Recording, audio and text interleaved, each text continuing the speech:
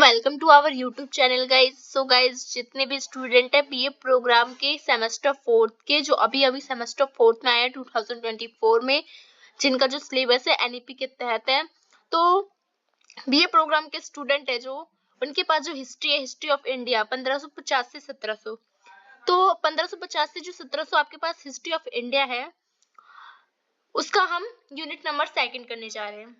तो unit number first में already करा चुकी हूँ। अगर आपने वो वीडियो नहीं देखी तो वो वीडियो आप प्लेलिस्ट में जाके देख सकते हैं। एंड हम यूनिट 2 का भी हम पार्ट नंबर 2 कर रहे हैं। पार्ट नंबर 1 मैं ऑलरेडी वो भी करा चुकी हूँ। अगर आपने वो भी वीडियो नहीं देखी हो तो अब नीचे दिए गए डिस्क्रिप्शन में जाके वो वीडियो देख सकते हैं, या तो आप प्लेलिस्ट पे भी जाके वो वीडियो देख सकते हैं। यूनिट फर्स्ट में हमने औरंगजेब की राजपूतशाही विचारधारा और धार्मिक नीति पढ़ी थी। पार्ट 2 में हमें औरंगजेब की राजपूतशाही विचारधारा और धार्मिक नीति पढ़नी है, क्योंकि जो हमारा यूनिट नंबर सेकंड है उसमें हमें बेसिकली अकबर और औरंगजेब से जो राजपूतशाही विचारधारा है और धार्मिक नीति थी वो पढ़नी थी। तो अकबर से लेके औरंगजेब की जो राजपूतशाही विचारधारा थी हमें वो पढ़नी थी। तो उसमें मेन तो औरंगजेब और अकबर है, तो इसलिए हमने इन दोनों को ही कवर किया है। क्यों? क्योंकि यही दोनों आएंगे और बाकी की मतलब जो राजपूतशाही विचारधारा और धार्मिक नीति वो मायने इतनी नहीं रखती है। तो पार्ट 2 में हम आज कर रहे हैं औरंगजेब की राजपूतशाही विचारधारा और धार्मिक नीति। तो चलिए स्टार्ट करते हैं आज की हमारी वीडियो। वीडियो स्टार्ट करने से पहले अगर आप हमारे चैनल पर नए आए हो तो नीचे दिए गए बेल आइकन को दबा के चैनल को सब्सक्राइब कर दीजिए, जिससे सारी नोटिफिकेशन आपके पास जल्द से जल्द पहुंच जाए। साथ ही आप हमारे टेलीग्राम चैनल पर भी जुड़ सकते हैं, जहां आपको सारी नोटिफिकेशन प्रोवाइड कर दी जाएगी। एंड ये जो नोट्स है ये भी आप फ्री में डाउनलोड कर सकते हैं। नीचे दिए गए डिस्क्रिप्शन में आपको लिंक मिल जाएगा, या तो आप टेलीग्राम पे मैसेज कर सकते हैं एंड आप हिस्ट्री की नोट फ्री में परचेस कर सकते हैं। चलिए स्टार्ट करते हैं आज की हमारी video. Let's start the video. Video start करने से पहले एक बात और, अगर ये आपको पीडीएफ चाहिए Hindi medium and English medium, ये दोनों में अवेलेबल है। आप दोनों में डाउनलोड कर सकते हैं, आपको डिस्क्रिप्शन में लिंक मिल जाएगा। तो आप पढ़ लीजिए हिंदी में, एंड इंग्लिश मीडियम वाले स्टूडेंट है वो बाकी बाद में पीडीएफ डाउनलोड करके इंग्लिश मीडियम में देख लीजिएगा। चलिए स्टार्ट करते हैं। तो सबसे पहले हमें जानना है कि औरंगजेब कौन था, क्योंकि हम औरंगजेब की राजपूतशाही विचारधारा और धार्मिक नीति पढ़ेंगे तो औरंगजेब को जानना जरूरी है। तो औरंगजेब जो है वो मुगल साम्राज्य का छठा बादशाह था। तो ये जो था ये क्या था, जो अकबर का बेटा था शाहजहां, अकबर का बेटा था जहांगीर और जहांगीर का बेटा था शाहजहां, और शाहजहां का बेटा था ये औरंगजेब। तो औरंगजेब, शाहजहां और मुमताज, जो मुमताज महल मतलब जो ताजमहल बनाने वाला शाहजहां जानते होंगे आप, और मुमताज बेगम, तो इनका कौन था? पुत्र था वो। इनका जन्म कब हुआ था? 3 नवंबर 1618 में गुजरात में हुआ था। तो वह बहुत महत्वाकांक्षी और रूढ़िवादी और आक्रामक शासक था। मतलब जो औरंगजेब था वो बहुत ज्यादा आकांक्षा रखने वाला और रूढ़िवाद था, बहुत ज्यादा मतलब आक्रामक शासक था, तोड़फोड़ करने वाला, युद्ध करने वाला। उन्हें अंतिम प्रभावशाली मुगल सम्राट माना जाता है। मतलब मुगल सम्राट में, मतलब मुगल राज्य में अंतिम बार जो सबसे शक्तिशाली राजा है माना गया है वो औरंगजेब को ही माना गया है। इसके बाद जितने भी मतलब शासक आए हैं वो मतलब कमजोर से ढीले से आए हैं। तो इन्होंने क्या करा था, लगभग इसने क्या करा था, औरंगजेब ने 49 वर्षों तक क्या किया था, शासन किया था मुगल साम्राज्य में। इसके क्षेत्र और इतिहास से व्यापक विस्तार किया, मतलब इसने बहुत सारा विस्तार किया था अपने क्षेत्र का। बहुत सारे मंदिर और गांव उजाड़ के बहुत तबाही करता था ये, और इसने बहुत ज्यादा होकर के क्या करा था, साम्राज्य का विस्तार किया था। उनके शासन के दौरान क्या हुआ था, मुगल साम्राज्य का विस्तार लगभग पूरे भारतीय उपमहाद्वीप में हो चुका था। मतलब भारतीय उपमहाद्वीप है जितने भी, वहां तक क्या हो गया था, फैल गया था औरंगजेब का शासन। औरंगजेब का असली नाम था मुही-अद-दीन मोहम्मद। मतलब औरंगजेब का असली नाम जो वो था मुही-अद-दीन मोहम्मद, और उसकी शाही उपाधि, उसने जो उपाधि धारण की थी वो थी आलमगीर की। तो ये याद रखिएगा, औरंगजेब ने आलमगीर की उपाधि धारण की थी। औरंगजेब शब्द की उत्पत्ति जो है वो फारसी भाषा से हुई है, और इसका अर्थ होता है सिंहासन का आभूषण। उनके शासनकाल के दौरान क्या हुआ था, मुगल साम्राज्य ने आर्थिक पहलू में भी तीव्र विकास किया था। मतलब इसके काल को मतलब देखा जाए तो विस्तार और बहुत ज्यादा मतलब अर्थव्यवस्था से अच्छा माना जाता है, क्योंकि इसने बहुत ज्यादा कानून वगैरह लागू किए थे। तो हम आगे पढ़ेंगे। तो जानते हैं, हमें पढ़ना है औरंगजेब के धार्मिक विचार क्या थे। तो औरंगजेब के धार्मिक विचार जानते हैं। औरंगजेब अपने सख्त और आक्रामक धार्मिक विचारों और नीतियों के लिए जाना जाता था। मतलब वो बहुत क्रूर और एक सख्त, मतलब एक कट्टर और एक धार्मिक इसके और एक आक्रामक, मतलब बहुत सारे उसने आक्रमण भी किए हैं, मंदिर भी बहुत सारे तोड़े और जो मतलब धर्म के हैं उसको भी तोड़ा है, तो इसलिए उसको इस नीतियों से ज्यादा जाना जाता है। यद्यपि दो विचारधाराएं हैं जो कि औरंगजेब की धार्मिक प्रकृति को अपने विश्लेषण से भिन्न बनाती है। मतलब दो ऐसी रिपोर्ट है जिससे अकबर के बारे में, मतलब सॉरी, औरंगजेब के बारे में कुछ अलग पता लगता है कि वास्तव में औरंगजेब एक बहुत ही रूढ़िवादी इस्लामी था, मतलब बहुत ज्यादा कट्टर था। ऐसा माना जाता है कि उन्होंने इस्लाम की पवित्र पुस्तक या जो धर्म ग्रंथ है उनका संपूर्ण यानी कुरान याद कर लिया था। उन्होंने हदीस सीखी थी और इस्लाम के रीति रिवाजों को ध्यान में वो देखता था।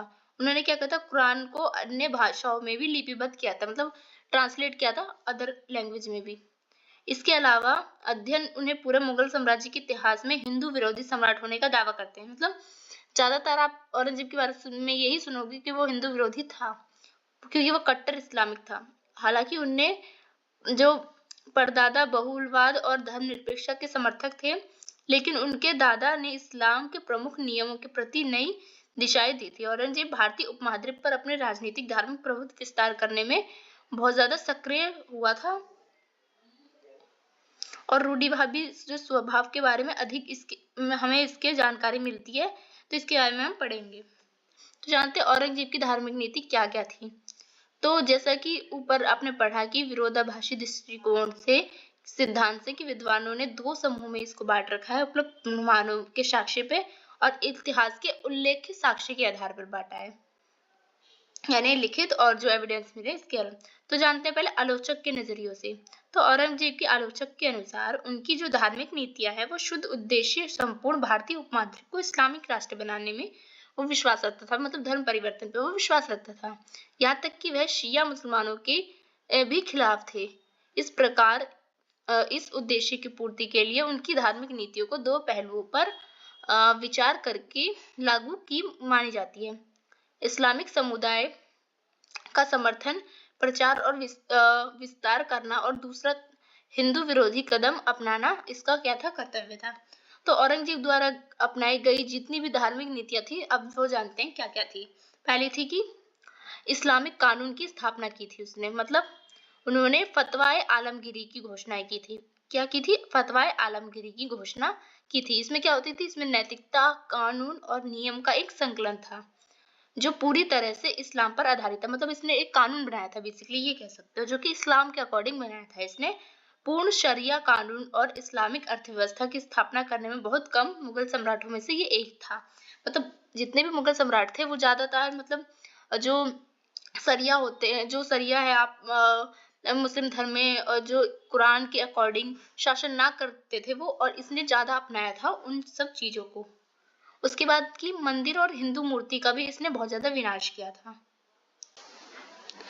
तो इसने क्या किया था, मंदिर और जो बहुत सारी मूर्तियां हैं हिंदू की, जो बड़े बड़े मंदिर है उस पर भी बहुत ज्यादा आक्रमण किया था। इससे भी इसको जाना जाता है, जैसे कि कई इतिहास द्वारा जो बताया गया है कि औरंगजेब ने आदेश दिया कि कई मंदिरों और हिंदू मूर्तियों को नष्ट कर दिया जाए, जैसे कि विश्वनाथ मंदिर, चिंतामणि मंदिर, सोमनाथ मंदिर और कई अन्य मंदिर, जैसे अयोध्या, आप मथुरा की, ये सारे मंदिर, अकेले मेवाड़ उसके में उसने क्या किया था, 240 मंदिरों को नष्ट कर दिया था। मतलब बहुत, जितने मतलब सबसे ज्यादा किसी ने अगर मंदिर तोड़े हैं तो वो औरंगजेब ने ही तोड़े हैं अपने शासनकाल में। उसके बाद इसने क्या किया था, जजिया पुण्य लागू कर दिया था। मैंने अगर आपको अकबर वाली वीडियो पढ़ाई थी तो उसमें अकबर ने क्या किया था, जजिया कर जो था, यानी जो जो जजिया कर होता क्या है, जो जो मतलब गैर मुस्लिम होते हैं, यानी जो मुस्लिम नहीं होते हैं उन पे ये टैक्स लगाया जाता है, उसको जजिया कहते हैं। मतलब जो नॉन मुस्लिम है उनको जो कर देना होता था उसका नाम था जजिया। तो अकबर ने क्या किया था, ये कर हटा दिया था, पर औरंगजेब ने क्या किया, फिर से ये कर लागू कर दिया, यानी जो भी मुस्लिम नहीं है उनको कर देना पड़ेगा।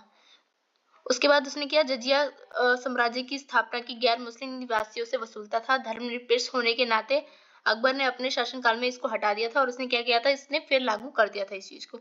इसके अलावा औरंगजेब द्वारा अपनाई गई कुछ सामान्य हिंदू विरोधी नीतियां भी थी, इसमें शामिल थी। जैसे सरकारी नौकरियों से हिंदुओं को इसने हटा दिया था। जैसे आपने पढ़ा, मैंने अकबर के बारे में पढ़ाया, तो अकबर ने अपने दरबार में क्या किया था, राजपूतों को बहुत ऊंचे ऊंचे पद दिए थे, मनसबदार मैंने आपको पढ़ाया, तो उसमें भी देखा मान सिंह, भगवान दास जो कि जोधा भाई के पापा और भाई थे, इन सबको भी बहुत ज्यादा क्या दिया था, ऊंचे ऊंचे पद दिए थे अकबर ने। मतलब वो अकबर सभी धर्मों को समान मानता था। पर क्या औरंगजेब ने क्या किया, उन जो पद ऊंचे ऊंचे पे थे हिंदुओं के पास, उसको फिर से क्या किया, एक तो जजिया भी लगा दिया, ऊपर से ये पद से भी हटा दिया। उसके बाद विभिन्न माध्यमों से हिंदू नागरिकों को मुस्लिम बनाया गया। मतलब इसने बहुत ज्यादा जबरदस्ती धर्म परिवर्तन कराने की कोशिश भी की थी। उसके बाद विभिन्न सामाजिक प्रतिबंधों में हिंदू लोगों के लिए जीवन को कठिन बनाते थे। मतलब हिंदुओं के लिए क्या किया था इसने, बहुत ज्यादा जीवन कठिन बना दिया था, अत्याचार करता था उनपे। इन सभी नीतियों के कारण अंततः मुगल साम्राज्य में गैर मुस्लिम राज्यों के बीच बहुत ज्यादा संघर्ष हुए थे। इसमें जाट, सिख, राजपूत, मराठा, इस सब ने क्या किया था, इसमें भाग लिया था संघर्ष में। मतलब क्योंकि और इसके टाइम पे बहुत ज्यादा इसने मुस्लिम, मतलब जो हिंदू थे उसको तंग करना कर दिया था। इसलिए जो जाट थे, जो कि हरियाणा के जो जाट होते हैं, सिख होते हैं, गुज्जर, राजपूत, मराठा जो साम्राज्य था, आप महाराणा प्रताप ये सब सुनोगे, तो ये सब इसी के टाइम पे क्या थे, उन्होंने संघर्ष करना चालू कर दिया था। अब इसके समर्थक के दृष्टिकोण से देखते हैं। अभी हम अपोजिट के दृष्टिकोण से देख रहे थे। तो औरंगजेब के समर्थन के पास बताने के लिए बिल्कुल अलग ही कहानी है, और वे उनसे कुछ कार्यों और धार्मिक नीतियों को सही ठहराने की कोशिश करते हैं। इन विद्वानों का कहना है कि औरंगजेब एक रूढ़िवादी हिंदू विरोधी इस्लामी व्यक्ति के बजाय एक सच्चा साम्राज्यवादी एवं महत्वाकांक्षी राजा था। अब समर्थन वाले लोग तो ऐसे ही बोलेंगे। उसके बाद विद्वानों के इस समूह के बीच यह माना जाता है कि औरंगजेब द्वारा इस्लाम के विस्तार के लिए उठाए गए शक कदम वास्तव में एक शासक के रूप में उनके प्रति हिंदुओं के मन में नफरत तथा का परिणाम था। प्रस्ताव है कि शिया मुसलमानों के खिलाफ उनके मिशन भी इसी कारण से थे। मतलब जो शिया मुस्लिम थे उसके भी खिलाफ जो वो गया था, वो यही कारण था कि वो साम्राज्य विस्तार कर रहा था, और इसका विरोध कौन कर रहा था, हिंदू और जो शिया मुसलमान कर रहे थे। इसलिए वो लोग कहते हैं कि ऐसा कुछ नहीं था, ये लोग मानते हैं। उसके बाद ये लोग क्या मानते हैं, समर्थन की औरंगजेब की, कि औरंगजेब के समर्थन के प्रस्ताव के अनुसार जजिया करों को फिर से लागू करना केवल साम्राज्य की बेहतरी के लिए राजस्व बढ़ाने के लिए नहीं था। उनका दावा है कि वो हिंदू की जनसंख्या से अधिक, इसलिए समुदाय से अधिक मात्रा में कर वसूलते थे। मतलब इनका कहना है कि अकबर ज्यादा कर इसलिए वसूलता था उनसे क्योंकि हिंदुओं की संख्या ज्यादा थी। कुछ लोग यह भी मानते हैं कि औरंगजेब जितने मंदिर को नष्ट किए, उसमें से कई अधिक उन्होंने बनवाए, लेकिन अभी तक ऐसा कोई सबूत नहीं मिला है। उसके द्वारा हिंदू मंदिर मूर्तियां नष्ट कराने को उचित ठहराया गया है इनके समर्थनों द्वारा। दूसरी ओर आलोचकों के पास औरंगजेब के अपने बेटों के लिखे 3 पत्र हैं, जो उसे इस्लाम समर्थक, रूढ़िवादी और हिंदू विरोधी स्वभाव के परिणाम के रूप में पेश किए थे।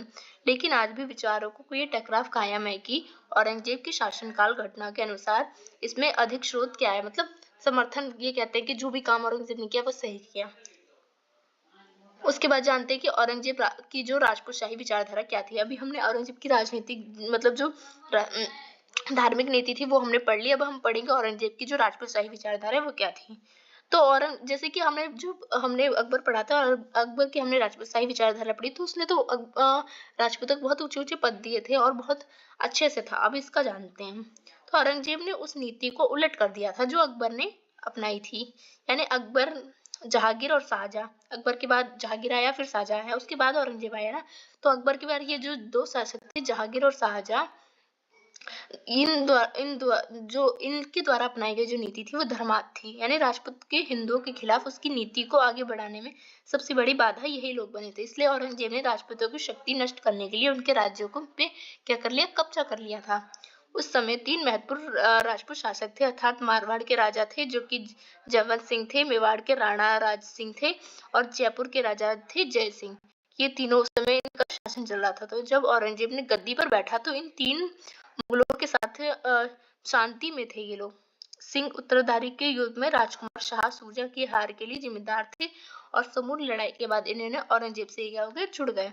उसके बाद राजा जयवंत सिंह के दरमक की लड़ाई और औरंगजेब के खिलाफ जो लड़ी गई जो युद्ध थी उसमें शामिल हुए थे, लेकिन वह शाह सूजा युद्ध करने जा रहे थे तो उन्होंने क्या किया, उनका साथ छोड़ दिया। और राजकुमार द्वारा क्या गया, सुकोह की सफलता को संभावना नहीं रही थी। तो जो राजा जयसिंह थे उन्होंने क्या किया, औरंगजेब की सेवा स्वीकार कर ली थी और मेवाड़ के राजा जो जयसिंह थे वो उत्तराधिकारी में भाग लिया तथा बाद में औरंगजेब की जो उसमें क्या हो गए, मिल गए थे ये लोग। उसके बाद मतलब इसके समय पे भी मिल गए थे बहुत सारे जो राजपूत शाही थे। तो लेकिन औरंगजेब ने कई राजपूत नीचे शासक से वफादारी लेकिन औरंगजेब ने कभी भी इन राजपूत शासकों की वफादारी पर भरोसा नहीं किया था। उन्होंने क्या किया था, राजा जय सिंह को भी दक्कन में नियुक्त कर दिया था और 1666 में मृत्यु हो गई थी उनकी। राजा जयवंत सिंह साम्राज्य जो था उत्तर पश्चिमी सीमा में रक्षा नियुक्त किया था उन्होंने। उनके 2 बेटे थे, अफगान विद्रोही के खिलाफ लड़ते हुए मर गए थे। तो उस समय मारवाड़ की गद्दी का उत्तराधिकारी कोई नहीं था। तो क्या किया, 36 लाख रुपए में जयवंत सिंह को गद्दी बेच दी गई और मारवाड़ अस्तित्व हमेशा क्या हुआ, खत्म हो गया इसका।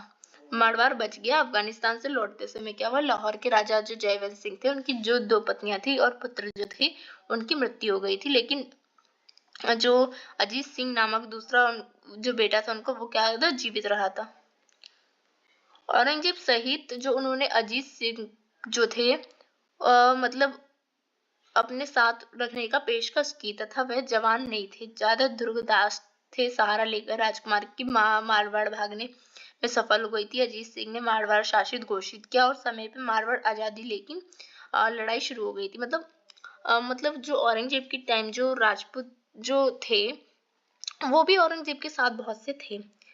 बट क्या हुआ, जो अकबर के टाइम पे आपने देखा, अकबर मतलब अकबर की जो राजपूत शाही विचारधाराएं थी वो औरंगजेब से बिल्कुल अलग थी। वो उन्होंने क्या क्या बड़े बड़े पद दिए थे, अपने बड़े बड़े पदों पे रखा था राजपूतों को। पर औरंगजेब के आने पे क्या हुआ, औरंगजेब ने उन्हें अपने पदों से हटा दिया। उनसे मतलब मंदिर भी तोड़ने लगे थे और राजपूतों को इतने अच्छे पद भी नहीं देते थे और उनपे हमला करके उनकी जो जागीर थी उसको अपने साम्राज्य में मिला लिया था। तो अकबर की आपको ज्यादा राजपूतशाही विचारधारा नहीं पढ़नी, इसकी ज्यादा धार्मिक नीति आएगी और अकबर की आपको ज्यादा राजपूतशाही विचारधारा आएगी। तो आपका जो सेकंड यूनिट है ये पूरा मैंने आपको करवा दिया, तो होता है यहाँ पे खत्म। नेक्स्ट वीडियो में करेंगे हम यूनिट नंबर 3। तो आपको जो सेकंड यूनिट में आपको पढ़ना था, जो मेन था, और आपको अकबर का धार्मिक जो राजपूत शाही विचारधारा है वो ज्यादा मेन थी और धार्मिक नीति, पर औरंगजेब की आपको ज्यादा आपको धार्मिक नीति ही पढ़नी होगी क्योंकि अकबर ने ज्यादा धर्म पे ही क्या किया था, प्रभाव किया था, अपना प्रहार किया था, इसलिए। ये वीडियो होती है आपकी यहाँ पे खत्म। सो वीडियो अच्छी लगी हो तो लाइक कीजिए एंड दोस्तों में शेयर कीजिए एंड वीडियो कैसी लगी कमेंट सेक्शन में जरूर बताइए।